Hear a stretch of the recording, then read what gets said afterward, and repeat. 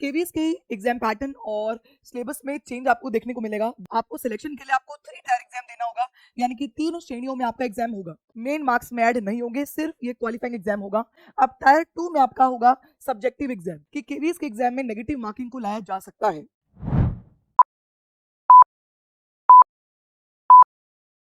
क्यों हो रही है केवीएस के एग्जाम में देरी? अब तक तो केवीएस का नोटिफिकेशन आ जाना चाहिए था, लेकिन अब तक कोई नोटिफिकेशन नहीं देखने को मिला। इसके पीछे का जो संभावित कारण बताया जा रहा है वो बताया जा रहा है कि केवीएस के एग्जाम पैटर्न और सिलेबस में चेंज देखने को मिलने वाला है। अब तक जो केवीएस है वो आपके 2 टायर एग्जाम में होता था, पहले रिटन एग्जाम और फिर इंटरव्यू डेमो। लेकिन अब केवीएस के एग्जाम पैटर्न और सिलेबस में चेंज आपको देखने को मिलेगा। बेसिकली अगर कहें तो अब आपका 2 टायर नहीं 3 टायर एग्जाम लिया जाएगा। अब ये 3 टायर एग्जाम कैसे कंडक्ट किया जाएगा, इसके बारे में हम डिस्कस कर लेते हैं। तो कहा यह जा रहा है कि केवीएस और एनवीएस का अब जो जॉइंट एग्जाम लिया जाएगा। अब ये जॉइंट एग्जाम क्या है? तो जैसा कि मैंने आपको बताया कि केवीएस के आपको सिलेक्शन के लिए आपको 3 टायर एग्जाम देना होगा, यानी कि 3 श्रेणियों में आपका एग्जाम होगा। पहला जो श्रेणी है जिसको आप टायर 1 कहेंगे, टायर 1 जो है वो क्वालिफाइंग एग्जाम होगा और इस एग्जाम में जो आपके मार्क्स आएंगे वो आपके मेन मार्क्स में ऐड नहीं होंगे, सिर्फ ये क्वालिफाइंग एग्जाम होगा। और जो ये क्वालिफाइंग एग्जाम होगा ये केवीएस और एनवीएस दोनों को पॉइंट ऑफ व्यू रखते हुए होगा। कहने का मतलब क्या है कि ये जो क्वालिफाइंग एग्जाम होगा ये एनवीएस और केवीएस दोनों के लिए ही ये होगा। आप अगर एनवीएस में सिलेक्शन लेना चाहते हैं और केवीएस में लेना चाहते हैं तो आप दोनों के लिए ही ये एग्जाम दे सकते हैं।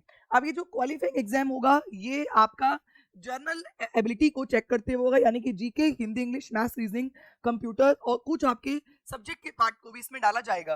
वहीं पर इसके बाद जो इस एग्जाम में करीब 6 गुना बच्चों को बुलाया जाएगा, यानी कि अगर सीट 100 है तो आपके 600 बच्चों को यहाँ पर बुलाया जाएगा। इसके बाद अगर हम बात करें टायर 1 में तो आपका क्वालिफाइंग एग्जाम हो गया जिसको आप प्री कहेंगे। अब टायर 2 में आपका होगा सब्जेक्टिव एग्जाम। अब ये सब्जेक्टिव एग्जाम मतलब क्या होता है? सब्जेक्टिव का मतलब होता है जो आप लॉन्ग आंसर खुद लिखते हैं, short answer, long answer, briefly explain answer, ऐसे टाइप क्वेश्चंस आंसर जब आप लिखते हैं उसको आप कहते हैं सब्जेक्टिव। तो ये कहा जा रहा है कि टायर 2 आपका सब्जेक्टिव एग्जाम होगा जिसके अंदर आपको जो भी आपके सब्जेक्ट से रिलेटेड नॉलेज होगी उससे रिलेटेड एमसीक्यू प्लस आपके ऐसे type question, short answer, long answer question पूछे जाएंगे।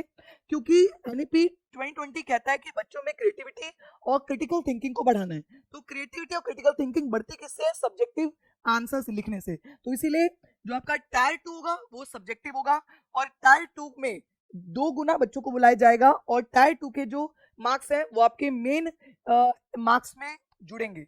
ठीक है, और इसके बाद होगा आपका टायर 3 जो कि होगा आपका इंटरव्यू और डेमो। इंटरव्यू हमेशा आया है जहां पर आपके बारे में, आपकी टीचिंग स्किल्स, आपके पेडागोजिकल स्किल्स के बारे में पूछते हैं।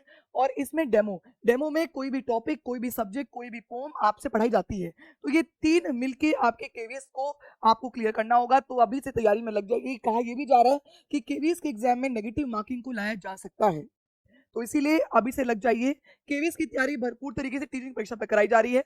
आप लोग जुड़िए और अपने ज्ञान को, अपनी नॉलेज को बेहतर कीजिए। अगर आपको ये शॉर्ट पसंद आया हो तो लाइक करें, शेयर करें एंड चैनल को सब्सक्राइब करें। धन्यवाद।